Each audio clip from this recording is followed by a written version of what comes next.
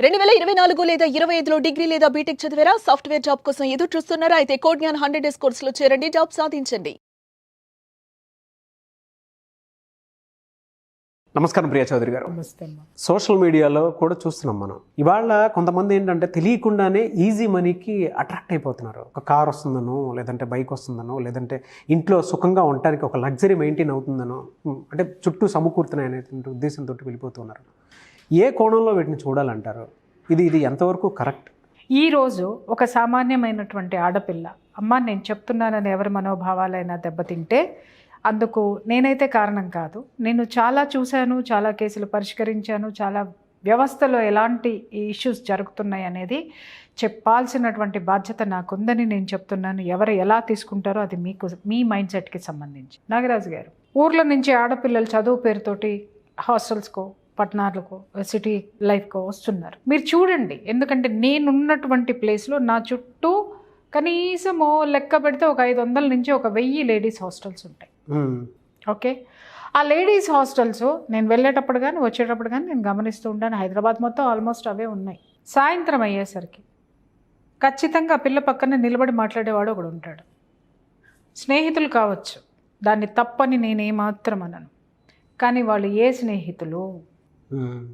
Okay, అన్నలు కావచ్చు, తమ్ముళ్ళు కావచ్చు, కానీ వాళ్ళు నిలబడి మాట్లాడే విధానము, వాళ్ళతో ఉన్నటువంటి ర్యాపో, మన కళ్ళు మనల్ని అయితే మోసం చేయవు కదా. మనకంటూ ఒక ఎనాలిసిస్ అనేది ఒకటి ఉంటుంది, ఒక అబ్జర్వేషన్ అనేది ఒకటి ఉంటుంది, అది అర్థమవుతుంది కదా. చాలామంది ఆడపిల్లల్ని నేను గమనిస్తూ ఉంటాను. నాకు తెలిసిన వాళ్ళు కూడా లేడీస్ హాస్టల్స్ నడుపుతున్నారు, నడిపే వాళ్ళు ఉన్నారు.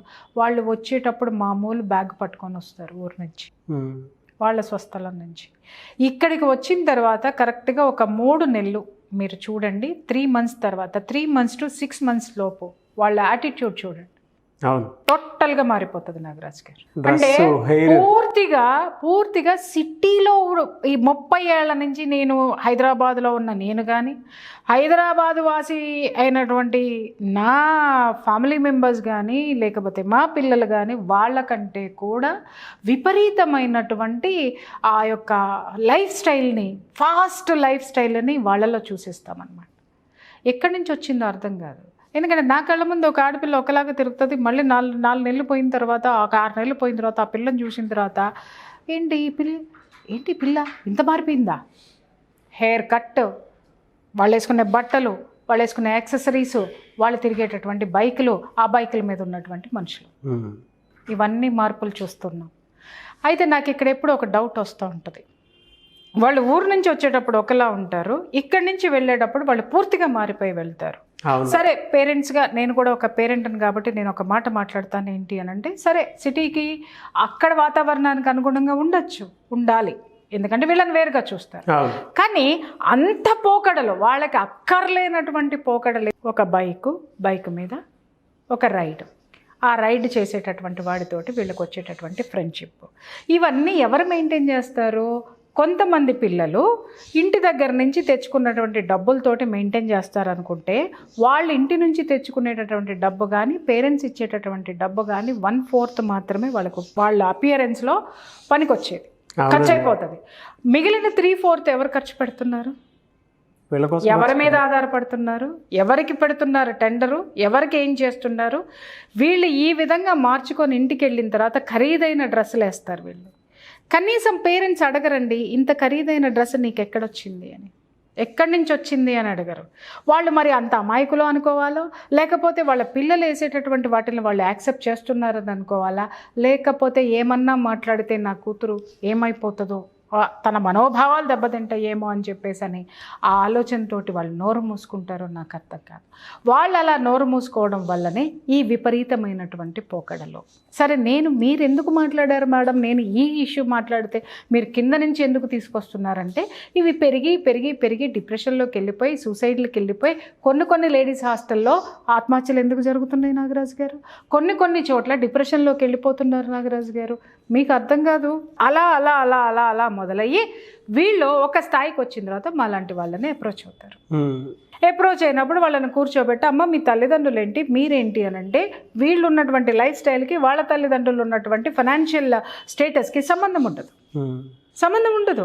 మరి మీరు ఎక్కడి నుంచి అంటే వాళ్ళు చెప్పుకొచ్చే అన్నీ కూడా ఒక బాయ్ ఫ్రెండ్ ఇలా జరిగిందండి, ఆ తర్వాత ఇంకొకరితో పరిచయం ఇంతవరకు వెళ్ళానండి, ఆ తర్వాత ఇది జరిగిందండి, అది జరిగిందండి, ఇవి మొత్తం వాపోతారు వాళ్ళది. అవును. ఇక్కడ ఏం జరుగుతుందంటే నాగరాజు గారు, మీరు ఒక జీవితాన్ని సాధించాలి అనుకుంటే మీ డబ్బుతో సాధించండి, మీ యొక్క టాలెంట్ తోటి సాధించండి. ఏ టాలెంటో, చదువుతోటో, మీరు చేసేటటువంటి పనితోటో సాధించండి, అంతే తప్ప ఈజీ మనీ, నేను ఒక నవ్వు వాడికి పారేస్తే వాడు బైక్ మీద నన్ను డ్రాప్ చేస్తాడు, నేను ఒక హగ్ వాడికి ఇచ్చాను అని అంటే ఆ ఫ్రాక్ నాకు వస్తుంది, లేకపోతే నేను ఇంకేదైనా వాడికి ఇంకొంచెం నేను అడ్వాన్స్డ్ అయ్యాను అని అంటే నేను ఏది కోరుకుంటే అది నా దగ్గరికి వస్తుందని బ్రతికేటటువంటి ఆడపిల్లల సంఖ్య ఎంత ఉందో బ్రతికే ఆడపిల్లల్ని మనస్సు అడిగి తెలుసుకోమని చెప్పండి. పేరెంట్స్ చేతులు దాటిపోతున్నాయి, వాళ్ళ లైఫ్ స్టైల్ మారిపోతుంది, విలాసవంతమైన జీవితాలు, లగ్జరీ జీవితాలు, ప్రొవకేషన్స్ ఒక్కొక్కళ్ళు. ఇంకొకటి ఏంటంటే వీళ్ళు ఎలా ఉంటారంటే ఈ లేడీస్ హాస్టల్కి వచ్చి పెట్టేసి, లేడీస్ హాస్టల్ నేను తప్పనట్లేదమ్మా, మేము కూడా ఉన్నాము, అన్నిటిలో ఉన్నాము, ఒంటరిగా ఉన్నాము, ఇలాంటివి వేషాలు లేకపోతే ఎవడో ఖర్చు పెడితే బతికిన బతుకులు మా జాతకాల్లో లేవు. ఇవాళ ఈ స్థాయికి వచ్చి కూర్చున్నామంటే ఎంతో పెయిన్, ఎన్నో కష్టాలు, ఎన్నో నష్టాలు అవన్నీ భరించిన తర్వాత ఇవాళ ఇక్కడ కూర్చొని ఇంత స్ట్రాంగ్గా చెప్పగలుగుతున్నాను అనంటే దాని వెనుక చాలా కష్టం ఉంది నాగరాజు. కానీ మీరు మాట్లాడుతుంటే నాకు ఒక విషయం గుర్తొచ్చి చెప్తున్నాను. కొంతమంది అటు అబ్బాయిలది కానివ్వండి, అమ్మాయిలది కానివ్వండి, స్పెసిఫిక్గా ఇదే నేను చెప్పలేను, కానీ వీళ్ళు పల్లెటూరు నుంచి వచ్చిన తర్వాత హాస్టల్కి వచ్చిన తర్వాత, సిటీ హాస్టల్స్కి వచ్చిన తర్వాత వీళ్ళకు ఉండేటువంటి ఫినాన్షియల్ స్టేటస్ వేరు ఇంట్లో.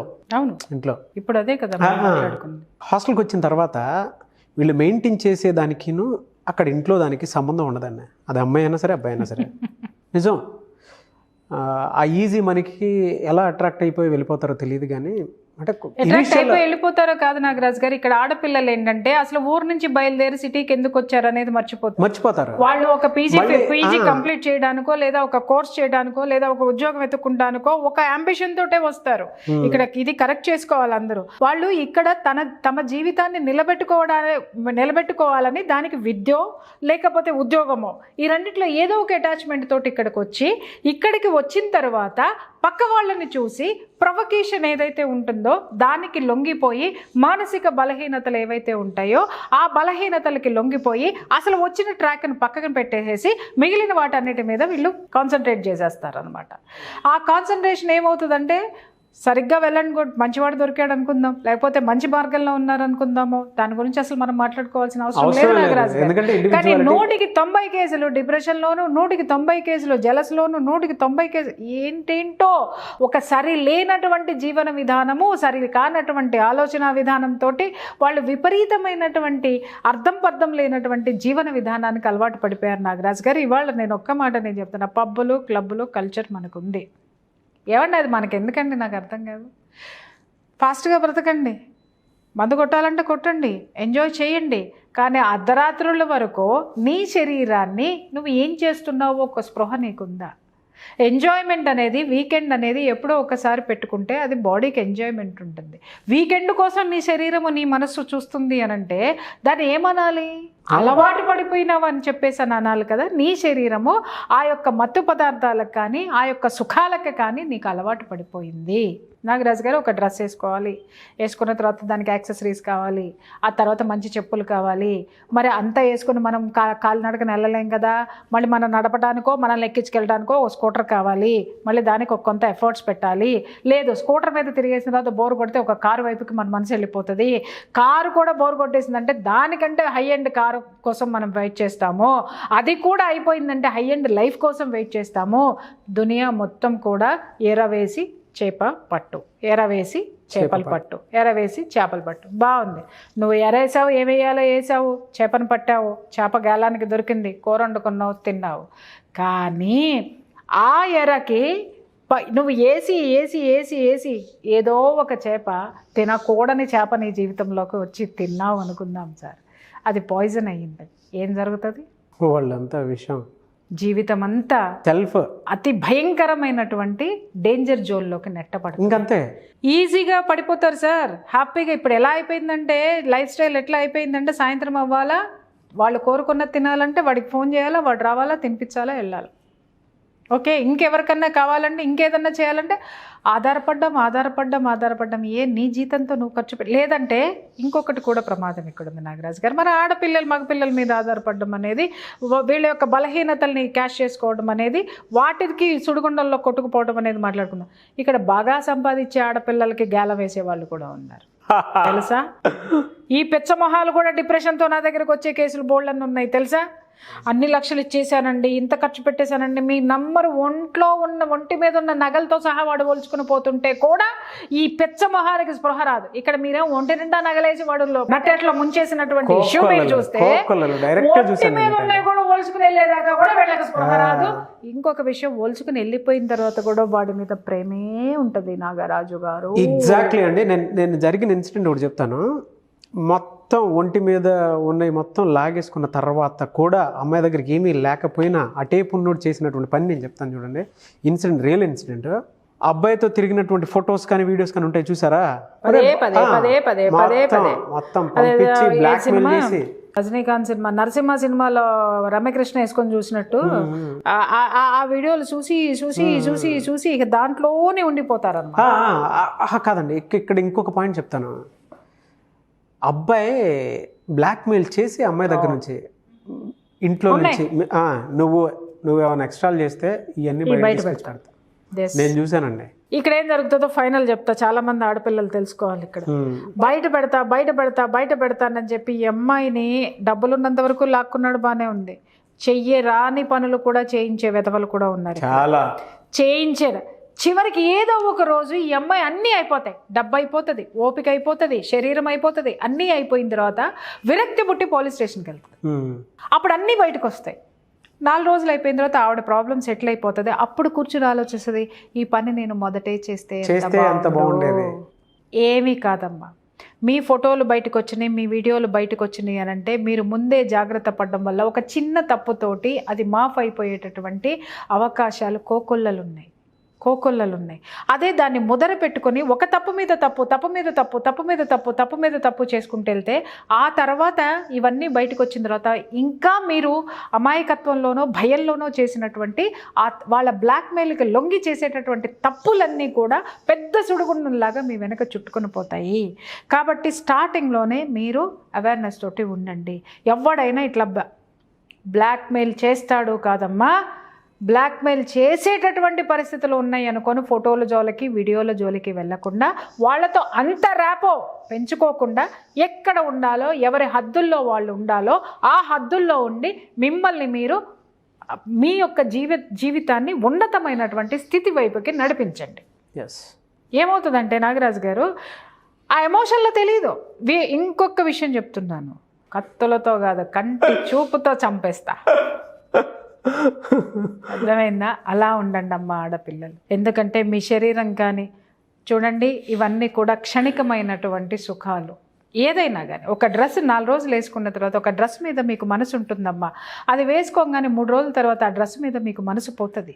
అలాగే ఒక సుఖం ఒంటికి తాత్కాలికమైనటువంటివి. ఇవన్నీ కూడా మన జీవన విధానాన్ని, ఏ అలవాటైనా సరే, ఏ ఇష్టమైనా సరే, మన జీవితాన్ని ఉన్నత స్థితి వైపుకు నడిపించేటటువంటి దాన్ని మాత్రమే ఎంచుకునేటటువంటి విచక్షణని మీరు పెట్టుకోండి తప్ప బలహీనతలకి లోనుబడి డ్రస్సులకో, మందుకో, లేకపోతే ఇంకా దేనికో, ఇంకేదన్నానో, నగలో, నట్రనో, ఇంకొకటో దాని జోలికి వెళ్తే మీరు వెనక్కి తిరిగి చూసుకునేసరికి మీ వెనక చిత్రగుప్తుడి చిత్తా పేర్కొన్నట్టు పేరు చేస్తారు. మీ వెనక మీరే పేర్చుకున్న వాళ్ళు అవుతారు. ఆ తర్వాత ఆ చిట్టాన్ని మీరు ఆడిటింగ్ చేయడం మొదలు పెడతారు. ఎవరో సమాజం ఆడిటింగ్ చేయడం మొదలు పెడుతుంది. ఆ ఆడిటింగ్లో చివరికి ఏం తేలుతుంది? ఏదన్నా ఉంటే ఇన్కమ్ ట్యాక్స్ ఆడి బయటకు వచ్చేస్తాడు. రైడ్ చేసినట్టుగా మనం చేసినటువంటి తప్పులకి ఆ సంబంధించినటువంటి రియాక్షన్స్ అన్నీ మన మీద దాడి చేయటం మొదలు పెడితే అప్పుడు తట్టుకోవటం చాలా కష్టం. కాబట్టి జీవితం అనేది క్షణికావేశానికో, క్షణకాలం సుఖం కోసమో లొంగిపోయేటటువంటి చిన్నది కాదు, స్వల్పమైనది కాదు. మన జీవితం చాలా ఉన్నతమైనది. Thank you so much Priya Chaudhary గారు. Thank you.